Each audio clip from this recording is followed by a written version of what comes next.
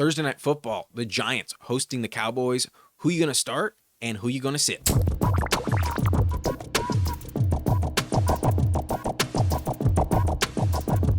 Probably the biggest injury in this matchup would be Graham Gano, the kicker for the Giants, on IR, and maybe they go for 2 if they are actually scoring touchdowns. Otherwise, there's just some corners and Darius Slayton with a thumb injury who's questionable, but no one on offense that you really worry about. So let's get into these starts on the week. I think there are a few players, especially on Dallas, who are just locked into your lineup due to the nature of their offense. And CeeDee Lamb is still my wide receiver 1 for the rest of the season. We drafted him that high for a reason, and he also had a kind of a slow start last year as well. I don't think it'll take until after the week 7 bye this year for it to happen. I think it will happen as soon as this game, because in 4 games against the Giants, his last 4, he's averaging over 100 yards per game, 111. He's also scored 2 touchdowns in those 4 games with 10 plus targets, 7 plus catches per game. He should be fine in this game. So I think he goes over 100 once again. I also think he scores a touchdown. I think the Cowboys need a get right matchup, and they own this spot historically. So not going to downgrade him at all. I'm also trusting Jake Ferguson at this point because, yes, he missed week 2 with a knee injury, but he looked perfectly healthy last week, and he also had 11 targets against the Ravens. They might not be in catch-up mode, but he's at worst the number 2 target for Dak Prescott, and he will be heavily targeted every single game. So love what I'm seeing. He's averaging 7.8 points per game, and he's yet to score a touchdown. The volume is 8 targets per game. That's what I would expect in this one. He is a must-start top 5 tight end. Jake Ferguson has one of the highest floors at the position. I'm also starting Dak Prescott. He's a top 7 quarterback for me. While his track record against the Giants has not been amazing, only 15.6 points per game over the last 5. Some of these games are just won by the defense. Like there's a game here with less than 150 yards, followed by a game with over 400 passing yards. So it could go either way, but he's been really solid this season. He's the quarterback 8 in points per game through 3 matchups, and 18.1 points per game is legit. Dalton does rank above him on this list. So I rank him at number 7. I trust him. They have no run game, and I think their offense will be fine. So start Dak. I think he's earned a safe floor projection every single week. He's top 10.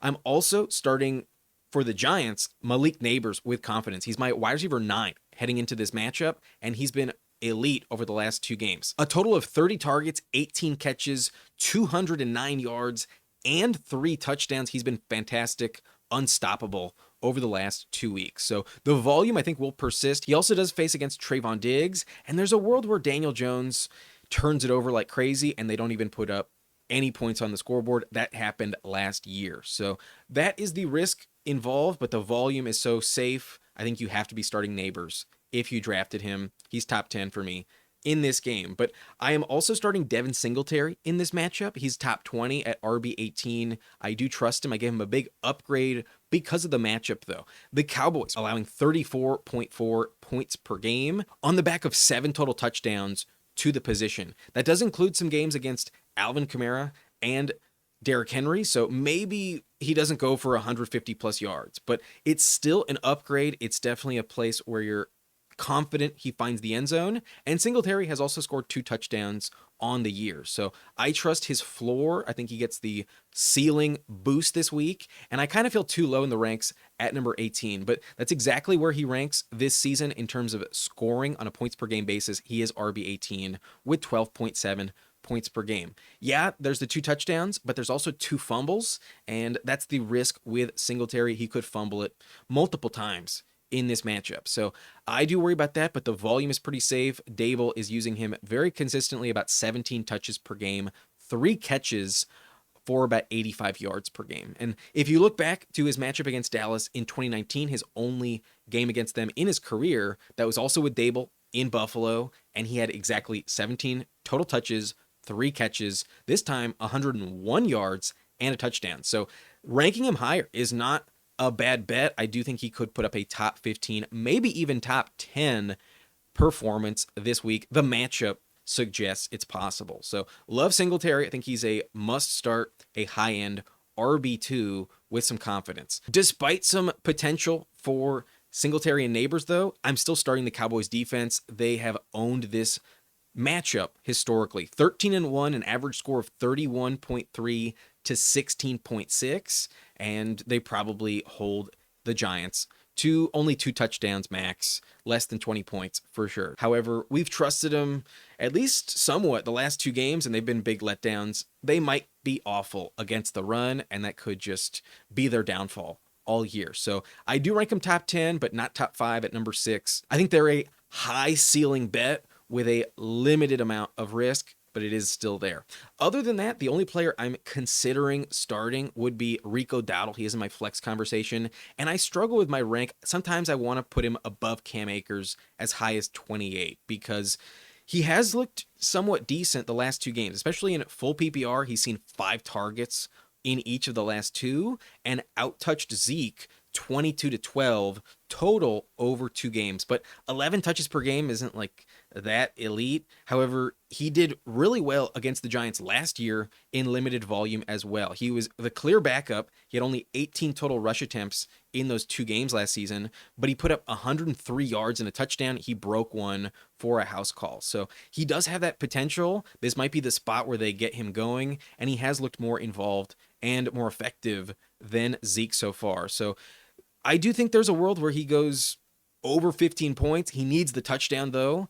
Otherwise, I think he's like a safe 7, 8, maybe 9-point type of guy just on volume, but the catches are pretty critical. And the last 2 games, they were trailing. So maybe game script goes against him. He's not the safest bet, but I think I might be starting him in my own league tonight over Cam Akers because I don't know for sure if Joe Mixon will come back this weekend. So that's the risk I'm deciding between, and I don't have Pacheco anymore. I'm kind of desperate until I get Jonathan Brooks healthy. So I'm going with Dowdle this tonight, and wish me luck. I hope he scores a touchdown. I sure need it. So that's where I'm at. Very tough situation starting Dowdle, but who knows? Maybe this is his breakout game.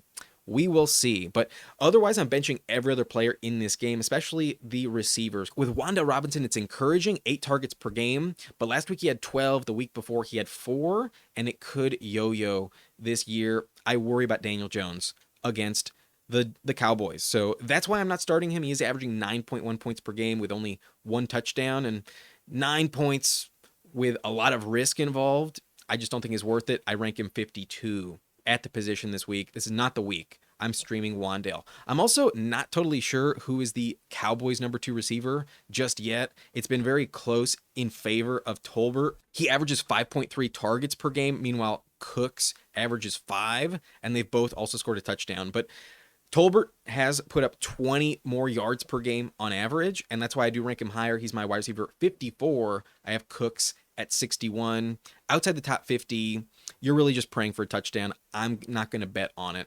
I'm benching Tolbert and Cooks this week. We'll get more clarity after this game. I'm also benching the Giants tight ends. Both of them are irrelevant. Neither average more than 1.5 fantasy points per game. No thank you with both of them. I'm probably going to bench Daniel Jones unless it's a very deep 2-quarterback league. He's my quarterback 22, and I'd rather just avoid it. He's had a bad track record against Dallas. In his last 4 games, averaging only 8.4 points per game. Only 1 touchdown, 132 passing yards per game, 3 turnovers. You need to get some rushing yards, and he hasn't really been effective in that department this season. Only 22 rushing yards per game for Daniel Jones this season. He's the quarterback 19 in points per game, and I think he's going to look worse against Dallas. So I downgraded him a little bit, quarterback 22. There's some heavy risk. He could look awful. I'm benching the Giants defense. I think the Cowboys light up the scoreboard with at least 30 this week, and this is not the spot I'm trusting the G-men.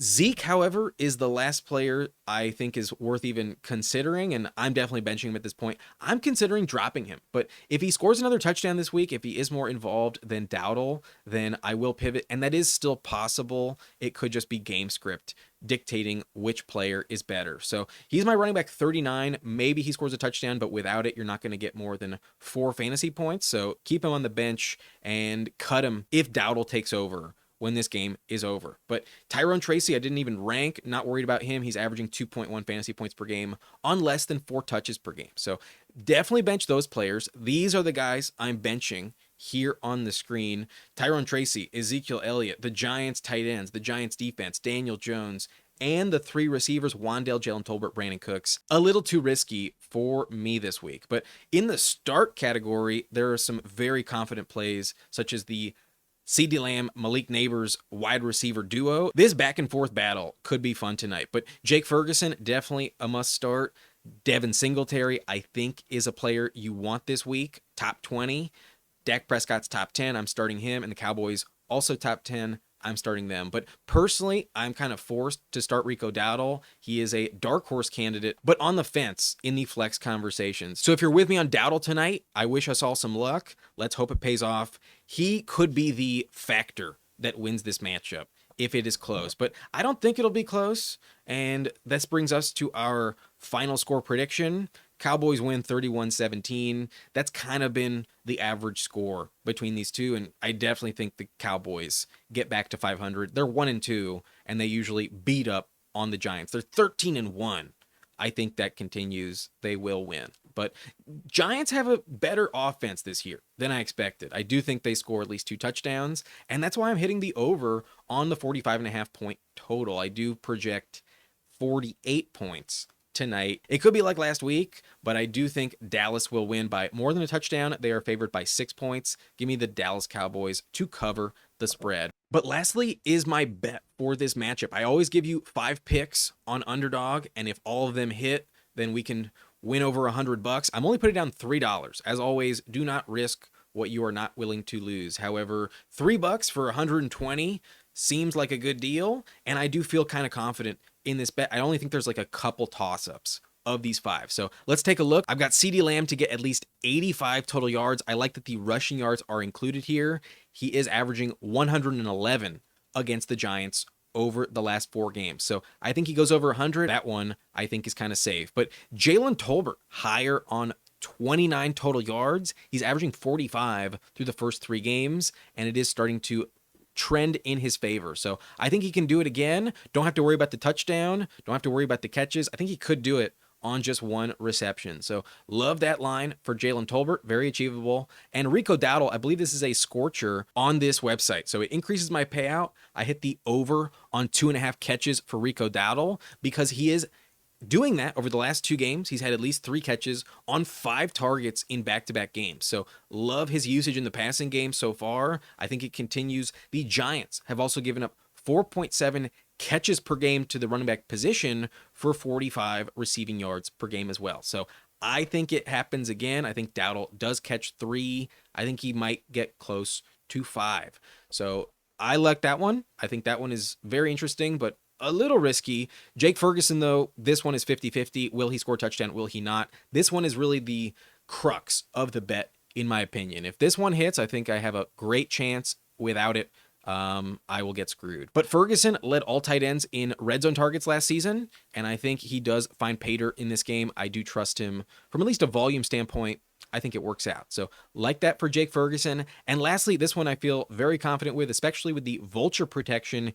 If Daniel Jones or Tyrone Tracy steal it, then this one gets negated and it doesn't impact me at all. So I hit the over on a anytime touchdown for Devin SIngletary. The Cowboys have given up 7 in 3 games. So love that line for Singletary. I think that one is a very good pick, especially with the vulture protection. And I think it kind of just comes down to Dowdle and Ferguson. So wish me some luck. I hope it pays off, and I would love to cash this bet. But if you want to join me, if you want to use this bet yourself, use code Nice and Blunt on SignUp on Underdog and get your first deposit matched by 50%. If you put down $20, you would get back 10 additionally to play with. So that is the deal over there. Use code Nice and Blunt. And that's going to be it for this video. My name is Adam Riancho. If you enjoyed, hit that like button and subscribe to the channel for more content. But I'll see you next time. Thank you for watching Nice and Blunt.